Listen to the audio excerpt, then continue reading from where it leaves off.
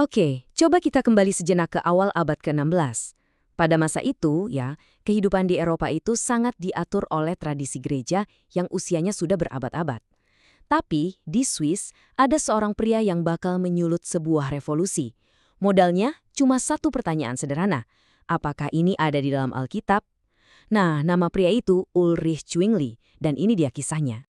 Coba deh Anda bayangin, seluruh sistem kepercayaan Anda, semua praktek, semua tradisi yang sudah turun-turun-temurun, tiba-tiba semuanya itu dipertanyakan hanya karena satu buku. Nah, inilah konflik yang dipicu oleh Zwingli, dan hari ini kita akan coba bedah lebih dalam. Jadi, inti dari semua gebrakan Zwingli ini sebenarnya cuma satu, tapi luar biasa kuat, yaitu keyakinan bahwa Alkitab dan hanya Alkitab yang harus jadi otoritas tertinggi, jadi pegangan utama dalam semua urusan iman dan kehidupan kita. Titik. Jadi, coba kita lihat perbandingannya. Di satu sisi, ada tradisi manusia yang bisa aja rapuh. Di sisi lain, ada firman Tuhan yang kokoh kayak batu karang. Zwingli itu berargumen, kalau sebuah praktek, misalnya puasa prapaskah, atau para imam yang harus selibat, atau penggunaan patung di gereja, kalau itu semua nggak ada dasarnya di Alkitab, ya harus ditinggalkan. Nggak peduli tradisi itu udah berjalan berapa lama. Ini, pada masanya, adalah ide yang radikal banget. Kalimat ini kelihatannya sederhana ya. Firman Tuhan lebih tinggi dari tradisi manusia. Tapi jangan salah, di zaman itu, ini adalah gagasan yang sangat berbahaya. Pernyataan ini secara langsung menantang semua struktur kekuasaan yang sudah ada dan mempertanyakan wewenang para pemimpin agama dan politik saat itu. Ya, seperti yang bisa kita duga, ide-ide revolusioner kayak gini pasti nggak akan dibiarkan begitu aja tanpa perlawanan. Zwingli pun segera sadar bahwa untuk memegang keyakinan seperti ini, ada harga yang harus dibayar. Dan harganya mahal banget. Dan biaya ini tuh bukan cuma kiasan loh, ini nyata.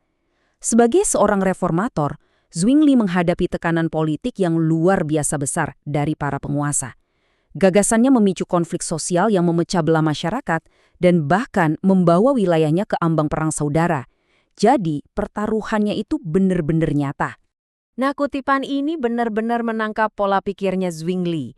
Buat dia, iman yang sejati itu nggak cari aman, nggak cari nyaman. Sebaliknya, iman yang sejati itu menuntut kesetiaan. Kesetiaan pada kebenaran, nggak peduli seberapa besar pun risikonya, baik secara pribadi maupun sosial. Bagi Zwingli, doktrin itu bukan cuma sekedar latihan intelektual atau bahan debat teologi. Dia percaya banget kalau iman yang sejati itu harus menghasilkan perubahan yang kelihatan, yang nyata di dunia. Kepercayaan itu harus ada buahnya dalam bentuk tindakan.